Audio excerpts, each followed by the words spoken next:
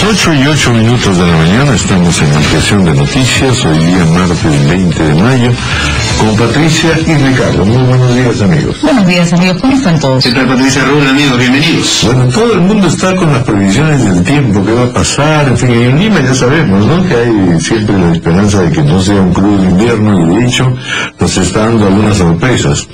Pero naturalmente el otro tema es el niño, el travieso niño, que no sabemos a ciencia cierta todavía cuántos efectos negativos tenga y a partir de cuándo es que tiene uno que empezar a preocuparse mayormente. Hay, por supuesto, todas unas tareas de previsión. De modo que vamos a conversar en primer término con el ministro de Agricultura y Riego, Juan Manuel Benítez, que está en nuestros estudios. Muy buenos días, ministro. Gracias por estar con nosotros. Buenos días a todos. Bienvenidos. Te saludamos. Bueno, la primera pregunta que le hacía antes de empezar el programa era es decir, cómo está marchando el tema de la agricultura en dos áreas, ¿no? Es decir, es evidente que el gobierno hace muchas cosas e intenta avanzar en otras, pero conviene mucho saber qué cosa está pasando en las regiones y cuánto apoyo tienen los gobiernos regionales a este tema, especialmente en algunas regiones en las que fundamentalmente la agricultura es no solo una tradición, sino un soporte básico.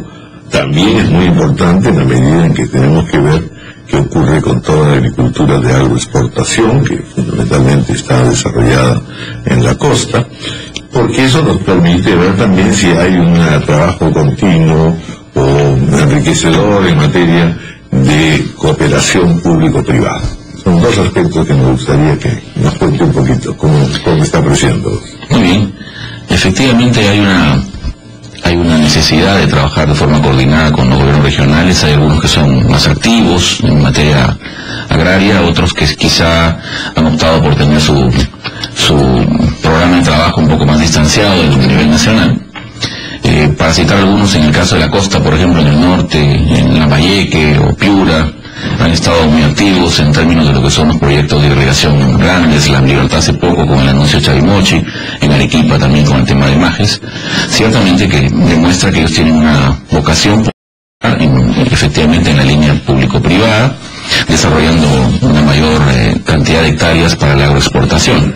Más bien con los, gobiernos regionales más de la sierra, ahí yo creo que ha habido a nivel de gobierno regional en realidad ha habido una situación un poquito más fría.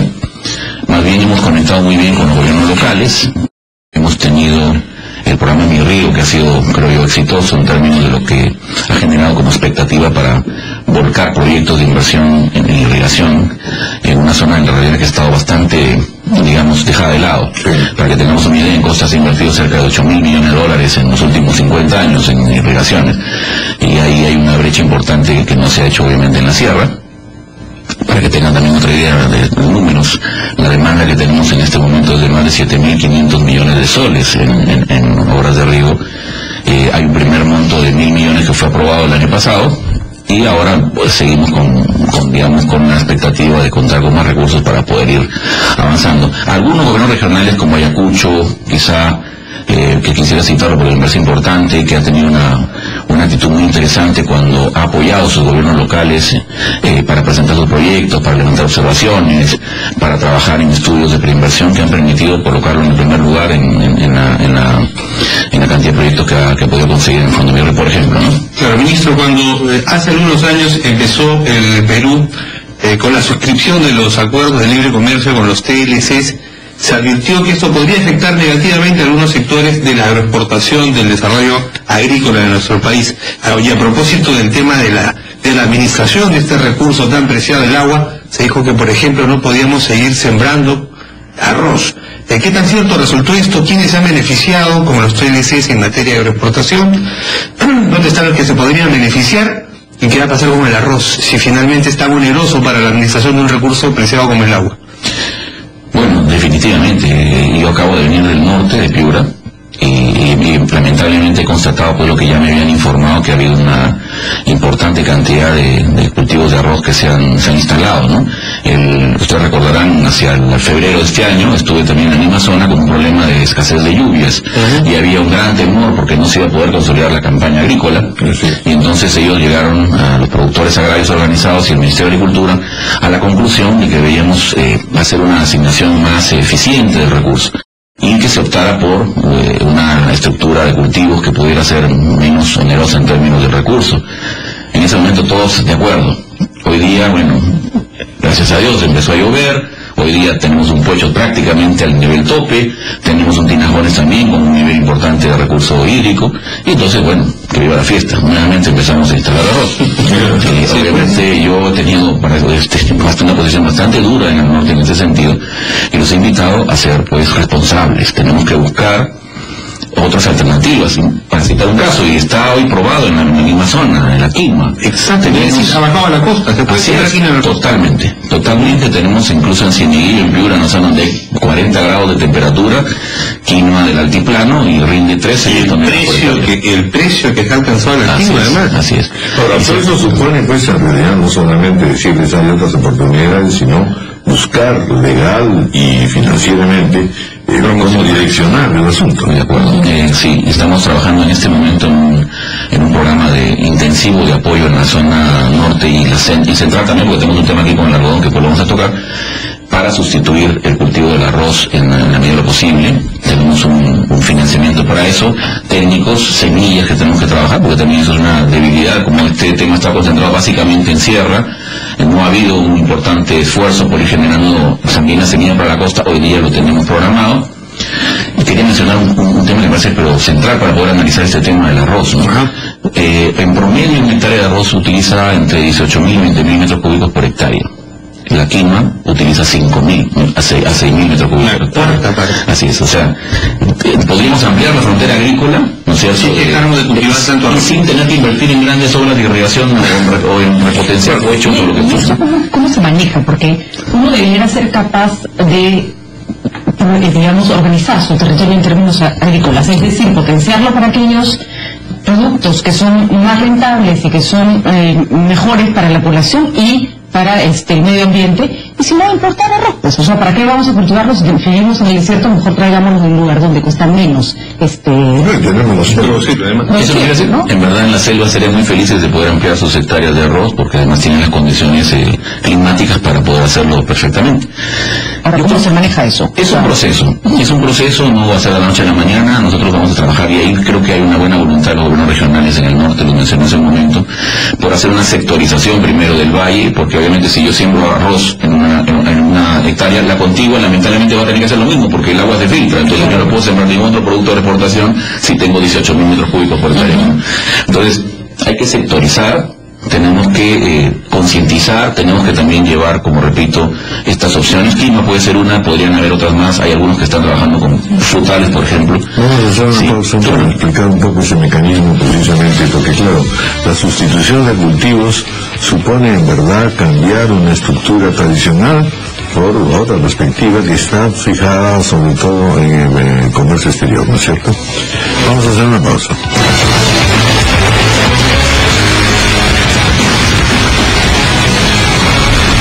Hablar de calificar el niño de travieso, pero la verdad que a veces se pone alguien bastante malcriado, así que vamos a ver. ¿Qué información disponemos hasta el momento? Los medios ya han destacado el que hay una información procedente de los Estados Unidos, de los organismos técnicos, y otra del Perú que no coinciden necesariamente. Estados Unidos dice que va a ser un fenómeno bastante fuerte, en el Perú se dice que no, que va a ser atenuado. ¿De qué información se dispone? Y, en fin, después hablaremos de las medidas que habrá que tomar. Sí, la información que tenemos aquí es que va a ser un fenómeno del niño leve este año, y que podría más bien el siguiente año tener una situación un poquito más fuerte.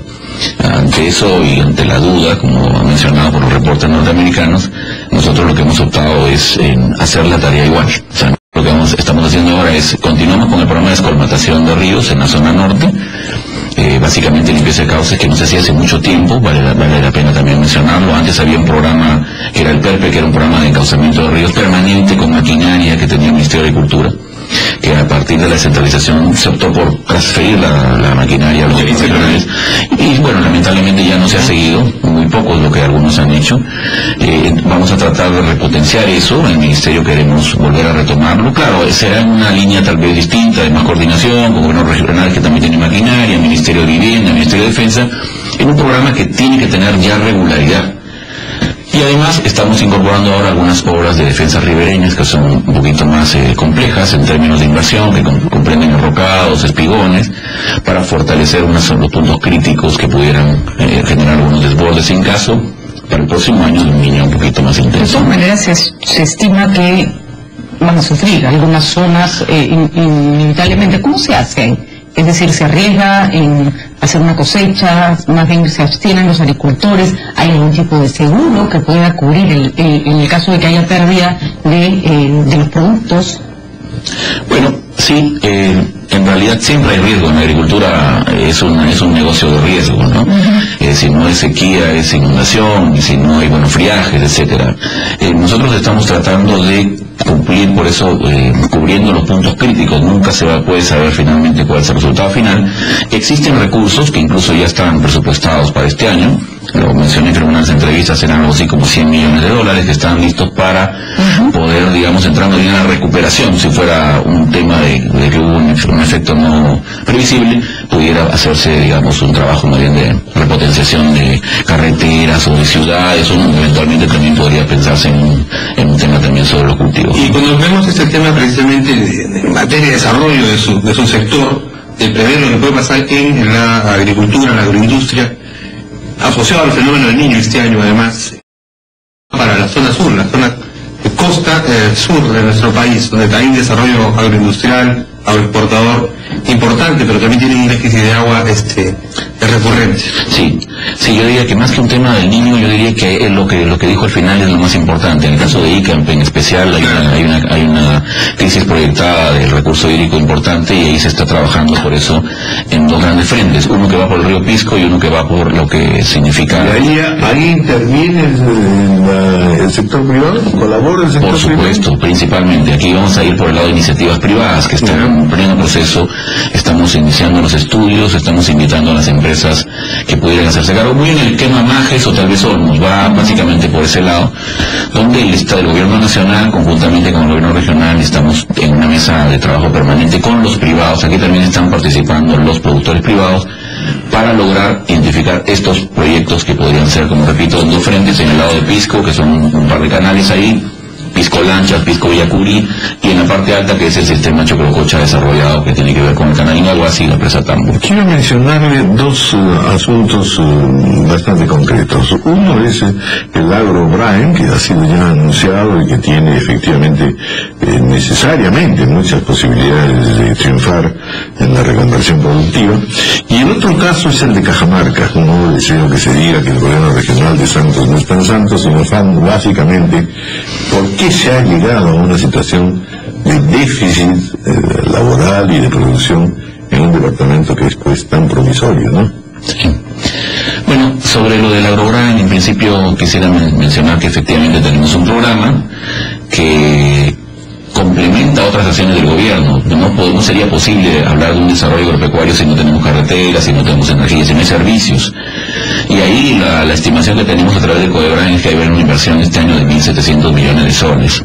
Adicionalmente, en ese espacio, el Ministerio de Agricultura ha recibido la directiva de parte del Presidente de la República de trabajar sobre el desarrollo productivo, haciendo un énfasis en lo que es reconversión para las hectáreas cocaleras.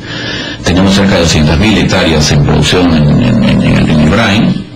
Según el censo, en 2012 apenas tendríamos 5.000 hectáreas de coca. Sin embargo, extraoficialmente se habla de que son cerca de 20.000 hectáreas de coca, las cuales debemos trabajar en la línea de pasarlos a los cultivos que también hay en la zona, que son importantes, 70.000 hectáreas de café, hoy día tenemos ahí 40.000 de cacao. Quiere decir que podemos lograr que ellos vayan pasando a estas otras iniciativas que son formales, que también son legales y que obviamente también pueden ser rentables.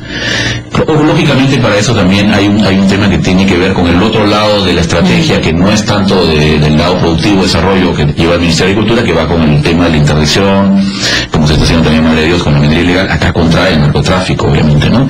Que eso nivela las condiciones de competencia. Nadie puede pensar que en una digamos, lucha franca, sin ninguna otra intervención, le vamos a poder ganar a ese tema. Al aspecto legal, sabemos que no, por eso tienen que ir ambas cosas tienen que ir juntas, el programa de desarrollo en línea de financiamiento, en el trabajo con asistencia técnica, mercados, y en otra línea la lucha contra el narcotráfico, contra el terrorismo, que eso no se va a dejar de lado, ¿no? Bueno, en otros términos, en verdad, para tocar un poquito lo de Cajamarca, lo que le preguntaría es, ¿estamos en estos años que han transcurrido notando que hay una mejora, un enriquecimiento, un progreso en la sierra en general? ¿O se sigue acentuando esta desigualdad entre una costa muy en bonanza con la agroexportación y efectivamente también en la selva pues hay una serie de recursos que también permiten que las cosas vayan bien? La sierra es todavía, y Sierra Sur sobre todo, nuestro gran problema, ¿o no? Sí, no hay duda de que todavía hay una tarea larga por hacer en la Sierra Sur en particular. Por eso el énfasis del gobierno en el programa Mi Riego, que pone a disposición recursos para trabajar, porque sin agua no hay posibilidad de hacer agricultura en ninguna parte, en especial en sierra. La agricultura de sierra está muy cargada siempre a cultivos como la papa o habas o lo que fuera, es básicamente porque es de secano. En el momento en que ellos tienen disponibilidad de recursos permanentes, incluso pueden programar más campañas al año, pueden cambiar de cultivos. La quinoa, por ejemplo, es una alternativa importante. En general los granos andinos, tarwi, kiwicha, ¿no es cierto?, ya han introducido berries, por ejemplo, en la sierra. Es decir, hay opciones que tienen que ver directamente con la disponibilidad de los recursos hídricos. En este caso, Mi Riego es una digamos, medida importante que ha tomado el gobierno, además de otros programas de acompañamiento que tiene el Ministerio, pero también otros sectores. De que es importante lo que señaló Piero Gessi hace unos días en materia de lo que es la diversificación productiva, en agricultura en especial. A lo que yo le he pedido es, concentrémonos también en ver cómo hacemos que los sectores de manera coordinada puedan proporcionar la infraestructura de base que necesita la sierra para desarrollarse. O sea, se habló en algún momento gobierno atrás de sierra exportadora. Sin duda, ese puede ser un camino a seguir, pero sierra exportadora sin carretera, sin energía, es un poco difícil. Exactamente. Entonces, el riego es importante, va una parte fuerte de inversión del Estado. Estamos también haciendo lo propio para incorporar la inversión en otros sectores y darle viabilidad a una sierra que sin duda tiene un potencial enorme para crecer. Aquellos países que han logrado de alguna manera organizar su industrialización y avanzar con objetivos claros, se ponen objetivos a muy largo plazo y además orientan todas sus políticas hacia eso, ¿no? Por ejemplo, el Perú es un país en donde la biodiversidad es un valor que nos diferencia del resto. Eso, por ejemplo, sería conveniente. Es una pregunta, no estoy calificando. Yo no sé si los transgénicos son buenos o malos. Creo que no son malos para la salud, pero sí son peligrosos para la conservación de la biodiversidad. Ese riesgo sí se corre. Por ejemplo, aplica, por poner un ejemplo, hacer moratorias para que no entren transgénicos y empezar a vender nuestra biodiversidad y protegerla. ¿Qué medidas se toman y cuáles son? Si no podemos ni siquiera combatir el arroz que se lleva todo el agua de la costa, ¿qué podemos hacer para tener una suerte de desarrollo más organizado, menos aleatorio? Yo creo que sí, en vender la biodiversidad. De hecho, la quinoa, por ejemplo, que aparece además como una quinoa en la sierra orgánica, que es muy, digamos, bien recibida en mercados importantes. La quinoa roja de Puno se vende en Rusia. Yo creo que sí hay una posibilidad de aprovechar. Es importante ponerle, yo creo, el valor también en el marketing. O sea, es importante construir una marca Perú a partir de la biodiversidad y la riqueza de los productos que tenemos en materia de nutrición también. Estaba elaborando un mapa, me parece, el territorio para ver o evaluar la posibilidad en aquellos lugares donde podría y no podría, y a partir de un determinado espacio. Hay que aprovechar la moratoria ya que la decidimos para más bien plantear esa discusión. Se dice muy cierto. ¿Cuál es nuestra opinión respecto a eso? Abramos la mesa, discutamos. Hay opciones, hay opiniones de ambos lados. Veamos qué tan riesgoso es, veamos qué tan complicado puede ser y tomemos decisiones demostradas. Que no maten ninguna decisión que venga de los bomberos. Solo una pregunta cortita del Twitter, pero más bien precisa. Dice, ¿qué pasa con el fondo de mi riego? Que no está llegando a los pequeños productores y cuánto se ha gastado de lo que debía encontrarse este año. Bueno, básicamente el programa Mi Riego es solo para proyectos de sierra, y la sierra más pobre. Y creo que ese dato no es tan cierto. En todo caso, siempre está la posibilidad de que puedan acompañarme en algunos de los viajes para que puedan ver dónde llega Mi Riego. O tal vez los que no les está llegando que tengan una comunicación con el ministerio, por supuesto que sí. Y lo otro es, me decía... ¿Qué porcentaje se ha ejecutado? Bueno, en este momento tenemos ya 500 millones de soles con contratos. En las próximas 2 semanas entregamos 300 millones más, con lo cual llegaríamos a 800. En la ley 30191 nos acaban de asignar 200 millones más, o sea que tenemos todavía como para ejecutar por el momento unos 400 millones adicionales en proyectos de riego para sierra, y esperamos a partir del próximo año contar. Estamos haciendo la negociación en el mes para 2015 con una nueva etapa del Fondo Mi Riego. Muy bien, ministro Juan Manuel Benítez, muchas gracias por haber estado con nosotros. Gracias a usted. La mayor de las esperanzas fue para que el niño no cree demasiadas pobreza. Gracias. 8:30 de la mañana, luego vamos a conversar con el viceministro de Hacienda, el economista Carlos Oliva, sobre la reforma de la salud, que sigue siendo también pues una espina bastante difícil, como lo está demostrando esta huelga todavía en curso. 8:31, una pausa.